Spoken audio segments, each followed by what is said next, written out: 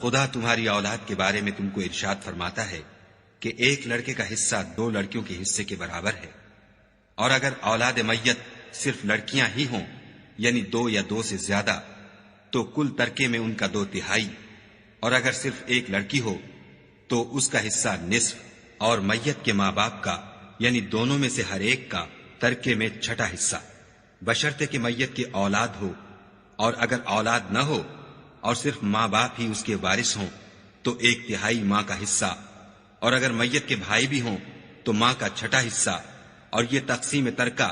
میت کی وصیت کی تعمیل کے بعد جو اس نے کی ہو یا قرض کے ادا ہونے کے بعد جو اس کے ذمے ہو عمل میں آئے گی۔ تم کو معلوم نہیں کہ تمہارے باپ دادوں اور بیٹوں پوتوں میں سے فائدے کے لحاظ سے کون تم سے زیادہ قریب ہے؟ یہ حصے خدا کے مقرر کیے ہوئے ہیں، اور خدا سب کچھ جاننے والا۔ اور جو مال تمہاری عورتیں چھوڑ مریں اگر ان کے اولاد نہ ہو تو اس میں نصف حصہ تمہارا، اور اگر اولاد ہو تو ترکے میں تمہارا حصہ 1/4،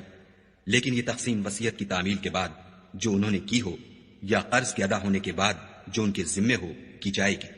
اور جو مال تم مرد چھوڑ مرو اگر تمہارے اولاد نہ ہو تو تمہاری عورتوں کا اس میں 1/4 حصہ، اور اگر اولاد ہو تو ان کا 8واں حصہ۔ یہ حصے تمہاری وصیت کی تعمیل کے بعد جو تم نے کی ہو اور ادائے قرض کے بعد تقسیم کیے جائیں گے۔ اور اگر ایسے مرد یا عورت کی میراث ہو جس کے نہ باپ ہو نہ بیٹا مگر اس کے بھائی یا بہن ہو تو ان میں سے ہر ایک کا 6واں حصہ،